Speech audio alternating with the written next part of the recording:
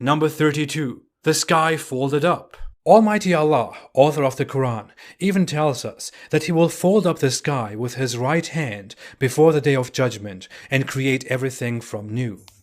Assalamu alaikum guys, I hope you're well. So today I'm going to show you many miracles of the Quran, and Apus considers those miracles as errors in Quran. So this is my Hindi Urdu channel, so obviously this video is going to be in Hindi and Urdu, but don't worry, I am going to add subtitles in it so you can still watch this video. And I also created an English channel. This is my English channel. You can subscribe to it. Links will be given in description and in comment section. Let's get into the video. Number 32. The sky folded up. Almighty Allah, author of the Quran, even tells us that He will fold up the sky with His right hand before the day of judgment and create everything from new. The Quran assumes again that the sky was an object that could be rolled up in Allah's right hand. तो यहाँ पर एपुस अपनी scientific जहालत दिखा रहा है। सबसे पहली बात ये है कि जब कुरान आसमान की बात करता है तो इसका मतलब ये ब्लू कैनोपी नहीं होता है जो हम देखते हैं। कुरान में आसमान के लिए अरबिक वर्ड यूज हुआ है समा, और ये समा वर्ड हर ऊंची चीज के लिए यूज हो सकता है अरबिक लैंग्वेज में। बड़ी सिंपल सी बात है, ये word universe and space time ये सब 1400 साल पहले एग्जिस्ट नहीं करते थे। उस टाइम सिर्फ एक ही वर्ड एग्जिस्ट करता था, आसमान यानी समा। तो कुरान में जब समा वर्ड आया है तो इसका मतलब कुछ भी हो सकता है जो ऊपर की तरफ हो, और इसका एविडेंस भी हमको कुरान में ही मिल जाएगा। फॉर एग्जाम्पल कुरान के चैप्टर नंबर 14 वर्स नंबर 24 में इसमें अल्लाह सुब्हानहू व तआला फरमाते हैं कि अच्छी और पाक बातों की मिसाल ऐसी है जैसे एक ट्री होता है जिसकी जड़ें जमीन में फिक्स होती हैं और जिसकी टहनियां यानी ब्रांचेस आसमान में पहुंच रही होती हैं। तो अब इसका मतलब ये थोड़ी हुआ कि पेड़ों की ब्रांचेस इस ब्लू कैनोपी तक पहुंचती हैं, नहीं ना, ऑब्वियसली इसका ये मतलब नहीं है। तो ये आयत एक सफिशिएंट प्रूफ है कि कुरान में आसमान को ये ब्लू कैनोपी नहीं माना गया है, और हर ऊंची चीज को आसमान कहा जा सकता है अरबिक लैंग्वेज में। But here is more, Quran chapter number 2 verse number 63 में यही सेम वर्ड समा यूज हुआ है बादलों के लिए। एक जगह कुरान ने ब्रांचेस को आसमान में पहुंचती हुई कहा और दूसरी जगह बादलों के लिए अरबिक वर्ड समा यूज किया। तो दोनों जगह अरबिक वर्ड समा ही यूज हुआ है, लेकिन अलग अलग मायनों में। तो कुरान में और भी ऐसी कई जगहें हैं जहां पर ये समा वर्ड अलग अलग मीनिंग्स में यूज हुआ है। हेंस वी कैन कंक्लूड, हम किसी भी चीज को अरबिक लैंग्वेज में स्काई कह सकते हैं, यानी हम इस स्पेस को भी समा कह सकते हैं और इस यूनिवर्स को भी हम समा कह सकते हैं। और हम ये भी कह सकते हैं कि समा में गैलेक्सीज हैं, आसमान में गैलेक्सीज हैं। तो अब आ जाते हैं इस आयत पर जो एपुस ने दिखाई। Chapter number 21 verse number 104।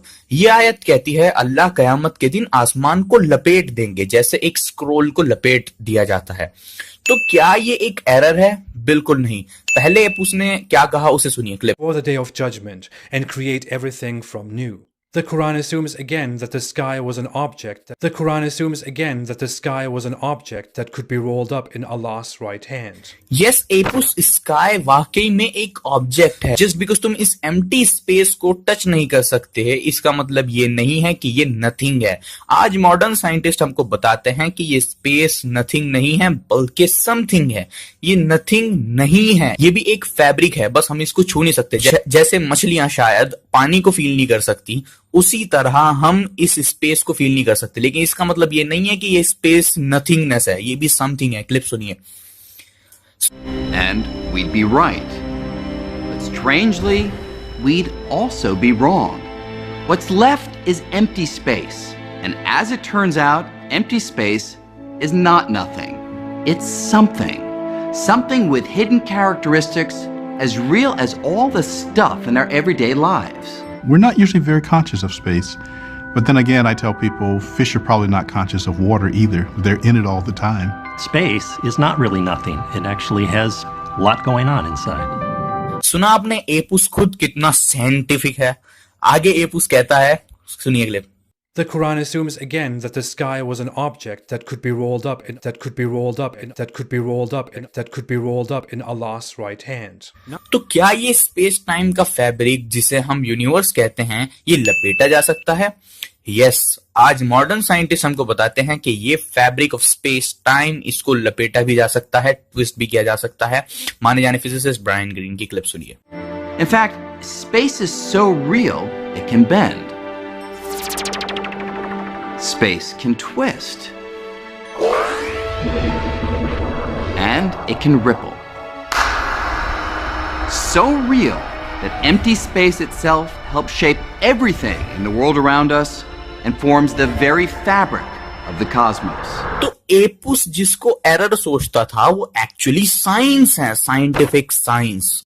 और आगे ये आयत कहती है अल्लाह यूनिवर्स को ऐसे लपेटेंगे जैसे एक स्क्रोल को लपेटा जाता है। तो अगर आप नोट करें तो एक स्क्रोल को लपेटे जाने से पहले वो फ्लैट होता है। तो क्या हमारा ये यूनिवर्स भी फ्लैट है? क्योंकि अल्लाह ताला इसको स्क्रोल से कंपेयर कर रहे हैं।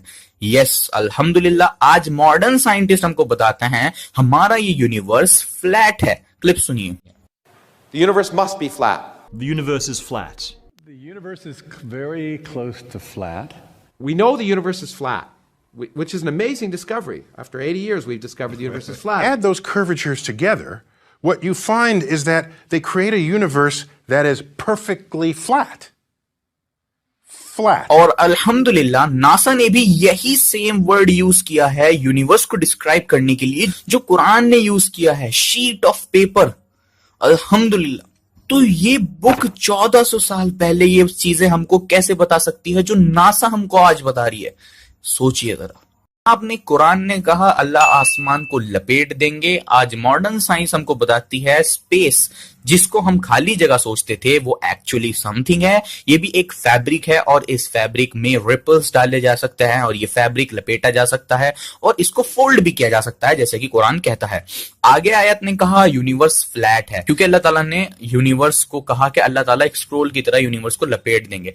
आज साइंटिस्ट हमको बताते हैं कि हमारा ये यूनिवर्स फ्लैट है जिसको एक स्क्रोल की तरह फोल्ड किया जा सकता है, एक शीट ऑफ पेपर की तरह फोल्ड किया जा सकता है। अल्हम्दुलिल्लाह।